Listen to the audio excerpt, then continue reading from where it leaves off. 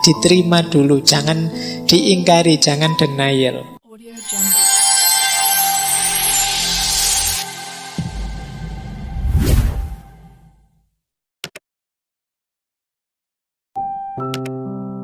Langkah apa saja sih yang harus aku lakukan biar aku tambah cerdas secara spiritual?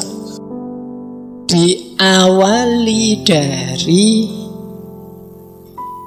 kesadaran kekinian kedisinian. Nah, ini mari kita bangun sekarang kecerdasan spiritual kita.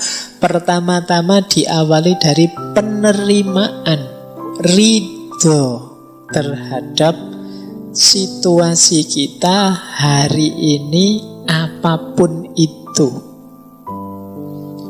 Jadi awal ridho ini akan jadi kunci. Awal penerimaan ini akan jadi kunci. Kalau di awal kita sudah tidak terima, kita sudah menyangkal, kita sudah tidak puas, sulit kita menghidupkan kecerdasan spiritual kita.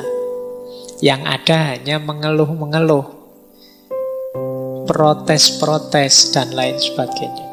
Maka yang pertama penting kesadaran kekinian kedisinian. Jadi cuma untuk menerima itu kan kita harus tahu yang kita terima itu apa. Nanti jangan-jangan ada yang bilang, oh enggak ada yang ngirim Pak, saya nerima apa juga. Jadi situasi kita hari ini, kondisi kita hari ini. Nah, untuk tahu situasi yang harus kita terima, disitulah pentingnya ilmu.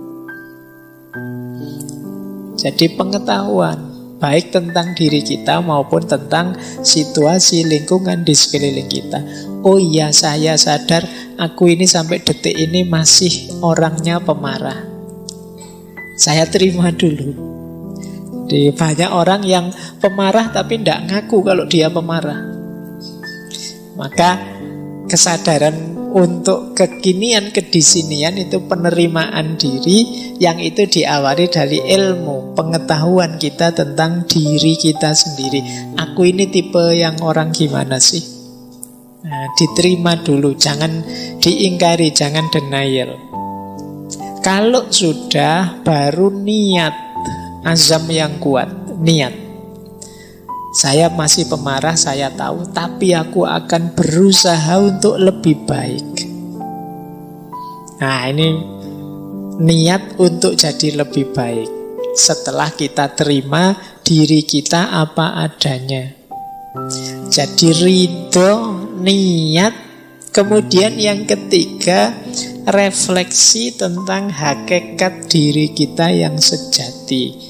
Kalau ini ideal, aku itu seharusnya bagaimana sih? Nah, ini idealnya yang nomor 3. Jadi ini mungkin aspek tafakurnya. Yuk kita pikir, aku itu harusnya gimana?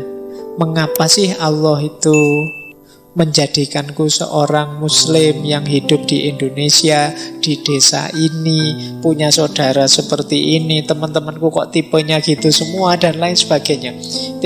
Jadi kita memahami, kalau begitu aku harus apa? Aku harus bagaimana? Diriku harus dibentuk seperti apa?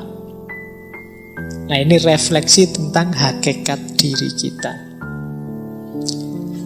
Kemudian saatnya berjuang, niat yang kuat, kemudian kita tahu target tujuan kita yang ideal tadi, kemungkinan kita akan bertemu banyak halangan dan rintangan.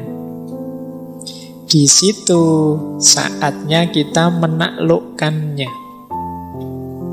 Jadi kita mungkin ketemu kemalasan kita sendiri, kita ketemu teman yang tidak mendukung kita, macam-macam.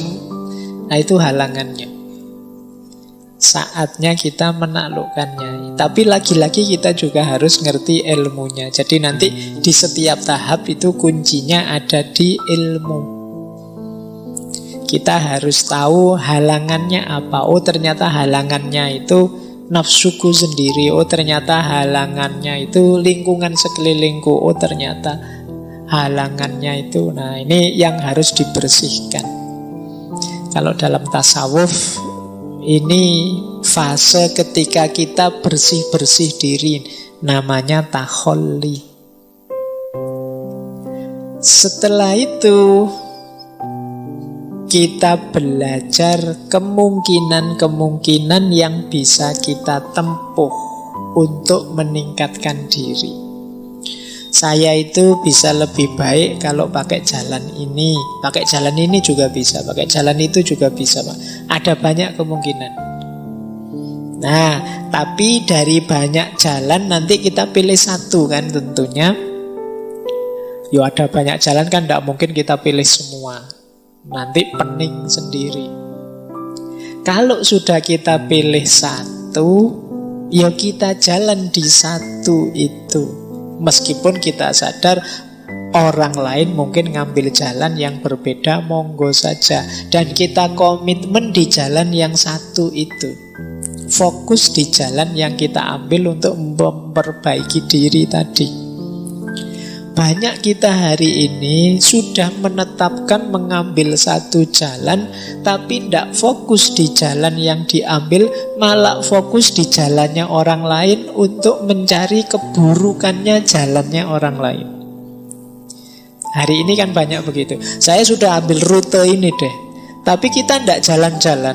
Yang kita lakukan hanya ngeritiki orang lain yang ngambil jalan yang berbeda. Wah, jalanmu salah, jalanmu sesat ke sana, yang benar ke sini, yang paling bagus ini. Jadi kita ribut menyalahkan jalannya orang lain, tapi kita sendiri tidak jalan-jalan di rute yang sudah kita ambil. Nah, ini juga blunder. Jadi kita tahu yang baik yang mana, tapi tidak kita jalankan. Nah, ini bagi saya blunder. Apalagi kemudian kerjaan kita hanya mengkritik kiri kanan orang yang berbeda dengan kita. Jadi makanya yang terakhir itu komitmen di satu jalan, meski tetap sadar ada banyak jalan yang lain.